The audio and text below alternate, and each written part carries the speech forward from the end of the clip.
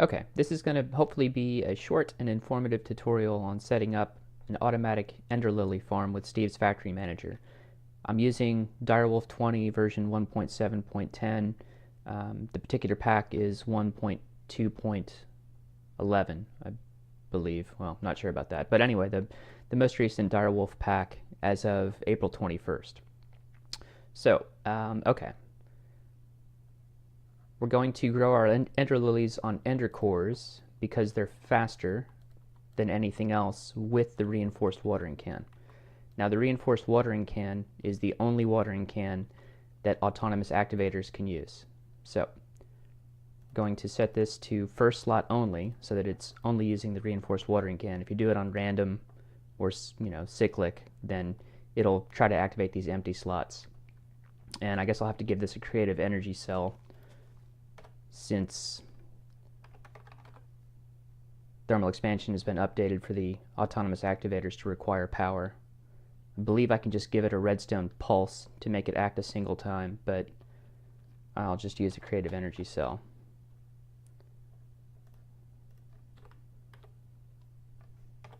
It didn't work. I don't know if NEI is also very slow for you guys, but it is on my computer. Right.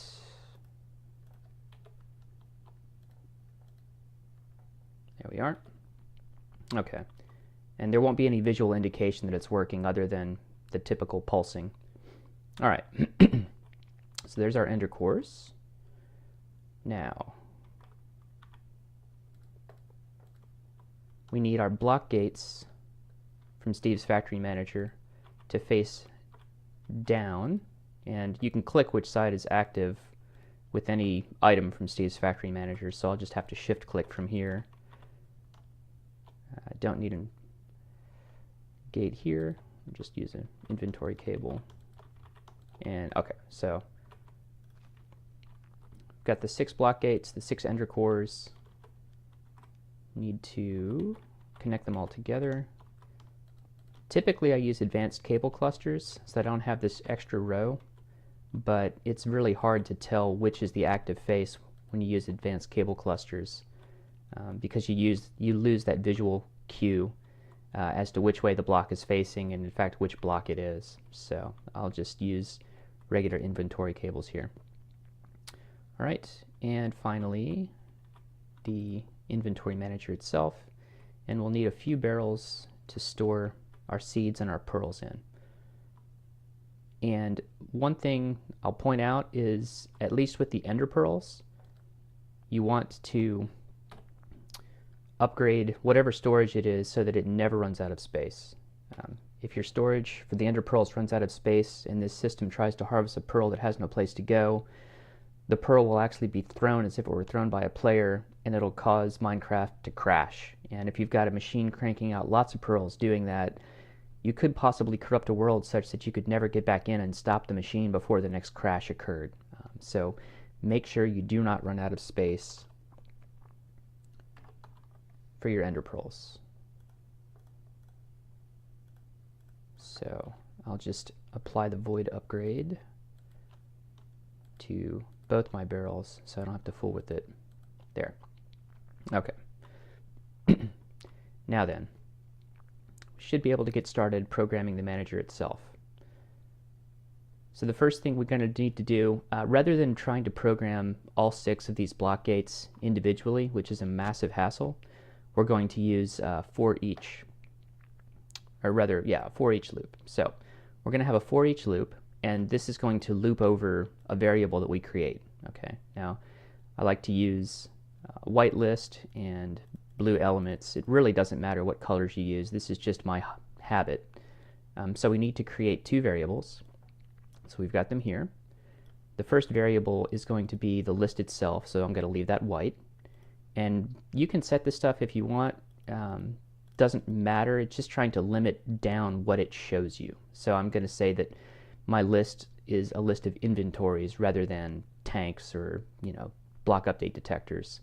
And if we look at the containers that it's connected to, so the inventory manager can see my 2 barrels and my 6 block gates. So I want this list to just be the gates. So I can refine it so that it's just showing me the gates, and then I'll just click select all. So now my white list is the list of all of my block gates that the inventory cable is connected to. That should be this list done, except that I've forgotten something. Oh, right. It's complaining because this list is also white, but I need to change it to blue because my elements in my list are blue. So the blue variable is going to represent the particular block gate within this list that the inventory manager is operating on in this moment in time. So that's the only thing I have to do. I don't have to set any of the containers and whatnot. It's already declared as an element. So the inventory manager will understand what the blue variable represents. All right, so my list, or my for each loop rather. So the list is white. I've already defined that as all the block gates. The light blue variable is one individual block gate within the list. Loop order, you can use default. Container types, doesn't matter. So this is the for each loop setup. So now the inventory manager will cycle through all 6 block gates one after another. Normal trigger, the interval can be 1 second, can be 5 seconds, it really doesn't matter. This is pretty quick, but you don't need to have it fire every second. I haven't found that there's any more or less entity tick lag for setting it for every 5 seconds or every 1 second. It seems to be irrelevant within my testing. So what are we going to do? For each block gate, we want to create a condition. There's going to be a few conditions, but if I can find it here. It's been a while since I've programmed Steve's Factory Manager, so if I'm rusty, you'll have to excuse me. So the first condition we want to check for within the block gate. So the block gate's inventory is what it's facing in the world and what item will be produced if it breaks the block it's facing. So it's facing air right now because all the ender cores are empty. Now, this is where things get a little different. Rather than selecting an individual device, we want the inventory manager to show us variables.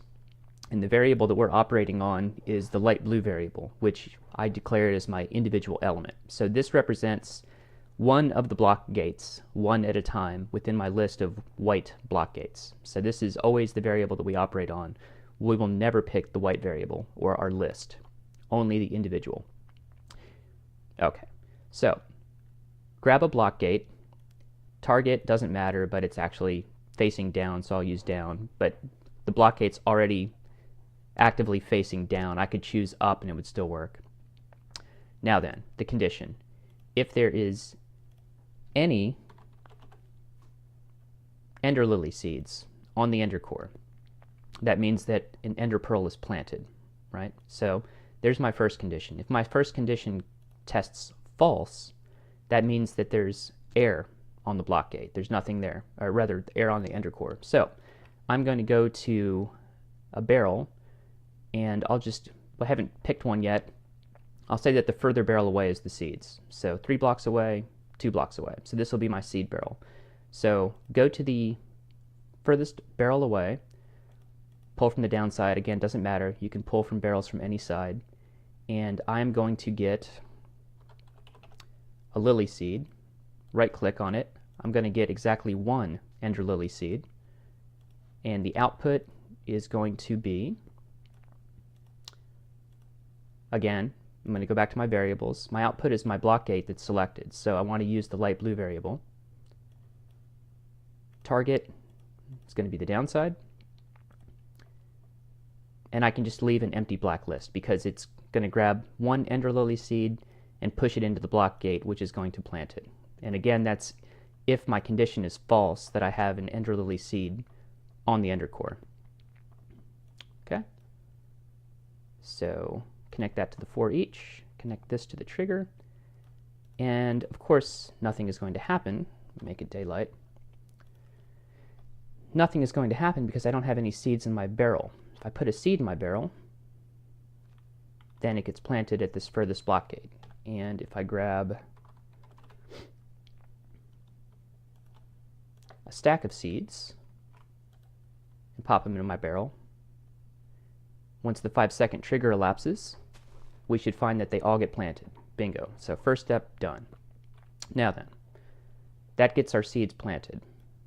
And sometimes when I'm setting these up, especially if I'm new at the logic that I'm setting up, I will rename these conditions with something that's helpful for me so I can tell what is actually going on. So this is the check to see if there's a seed that's planted. If there's not, then I'm going to get a seed, right? And then I'm going to plant a seed. So this just helps when you're looking at a glance to see how the logic flows. I find it helpful. All right. So if there is a seed planted, right, what do we do then? Well, then we need to check to see if there is a mature plant. So how do we check to see that? Well, remember I said that the block gates register what item is going to be produced when they break the block. So when a block gate faces smooth stone, when you break smooth stone, you get cobblestone, not smooth stone. So if a block gate is facing smooth stone, it'll match on having cobblestone in its inventory, even though it's facing smooth stone block. Similarly, with an immature ender lily plant, you get an ender lily seed back.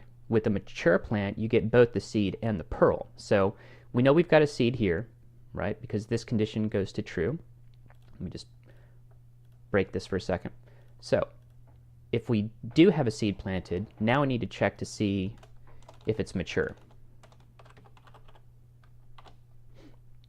Okay, so again, the inventory is going to be my light blue element. Target is irrelevant because they are facing down as I place them in the world. And I'm going to say,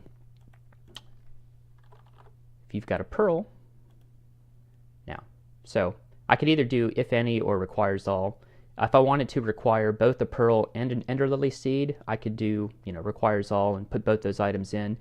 But here, the only time I'm ever going to have a pearl is when the plant's mature. So requires all or if any, either would work perfectly fine.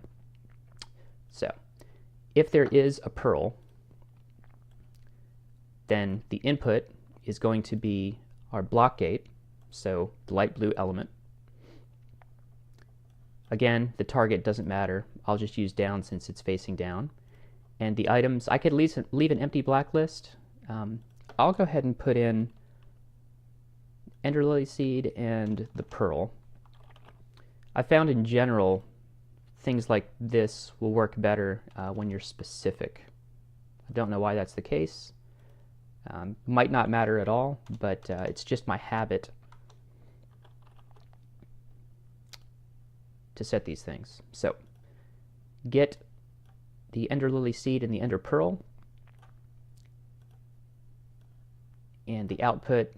Now, if there's already an item in my barrel, so it's smart enough to know that it can't stick a pearl here, and it's smart enough to know that it can stick a pearl here because it's empty. I'm going to go ahead and put the first pearl in this barrel to lock its inventory type. All right, so this makes it easier here in that I can just tell the factory inventory manager that the output is going to be the barrels. And the target doesn't matter. I'll just stick with the chest convention. Insert from the top, pull from the bottom. Items, I'm going to leave an empty black. Well, no, I'll define. I'll tell it what I can put.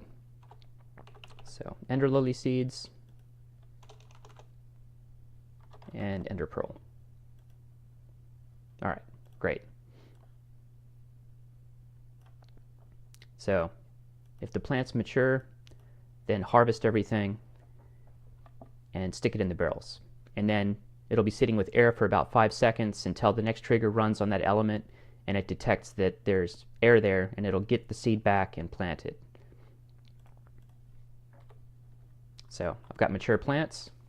They all get harvested, and they should get replanted now. So that's it. This will run forever because of the void upgrades. It won't crash, it takes no power, it takes almost no processor time. I don't have Opus installed in this instance, but this entire setup takes about the same processor time as it does in vanilla chests just sitting there doing nothing. So okay, hopefully that was clear and helpful, and you guys can get your automatic ender pearl farms set up. I should note that this is late game simply because of the reinforced watering can. This farm works perfectly fine on dirt or endstone without an autonomous activator and a watering can. It'll grow much slower, but early game, when you first get your little bit of redstone and you can build a factory inventory manager, I set one of these up with 7 positions and just let it run while I'm out, exploring and building and whatnot. And you usually come back to a decent amount of ender pearls despite the fact that you don't have a watering can running, accelerating things. So, hope this was helpful, and you guys have a good day.